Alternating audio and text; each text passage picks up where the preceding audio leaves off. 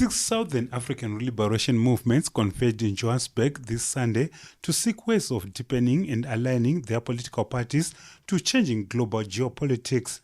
ZANU-PF President and First Secretary Comrade Mnangagwa called upon liberation movements to remain united as a sure way of repelling counter-revolutionaries meant to destabilize the region and the African continent at large. The mission before us, as stated in our summit theme, is an urgent imperative. Counter-revolutionary forces have doubled up antics to divide and fragment our movements. They are unrelenting in their nefarious quest to obliterate the liberation of movements from the political radar of our region. However, we must remain emboldened by our rich liberation history, which is our greatest teacher. The millions of people who look to liberation movements with hope for a better tomorrow should be a source of inspiration for us. Our democracy, freedom, and independence did not come on a silver platter. The infrastructure that denied us democracy and independence has muted and expresses itself in numerous forms. These include through interference in the internal affairs of our parties and governments, sabotage of our economies, and at West, covert support of conflict and war in our jurisdictions. We cannot be complacent. Robust and fluid strategies are necessary to guarantee the perpetuity of our people-centered governance. We defeated them in the past, and we shall defeat them again and again and again in future.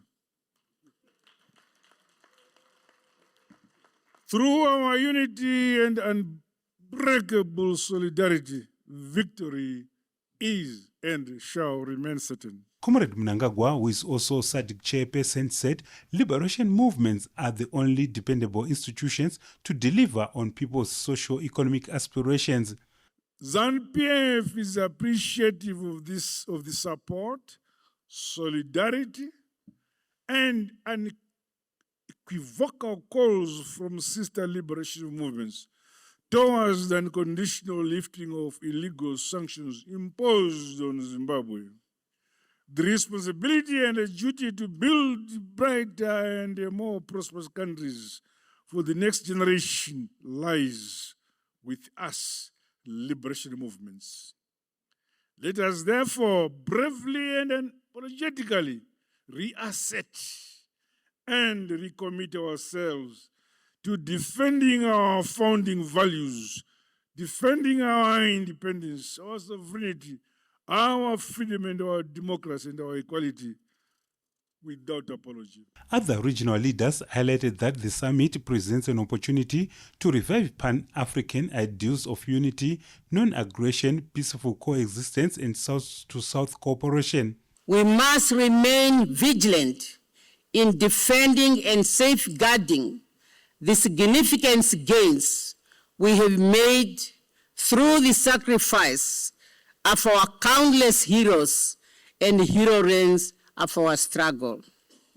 The freedom we enjoy today is as much about the political independence of our nation as it is about just social justice, equality, and human rights for all our people. Even as we remember our victories, we must confront a hard truth. Our liberation movements are under siege from within and without.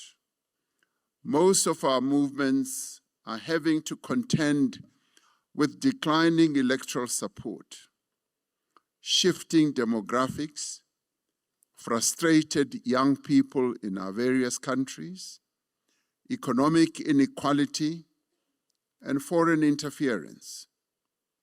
These trends speak to a deeper crisis, the disconnect between our founding narratives and the lived realities of a new generation of young people. The summit agreed to develop comprehensive strategies to counter exploitative and neo-colonial practices while also ensuring that liberation movements lead regional stability and development. ZANU-PF, ANC of South Africa, SWAPO of Namibia, FRELIMO of Mozambique, Angola's MPLA, and Tanzania's CCM were represented at the summit.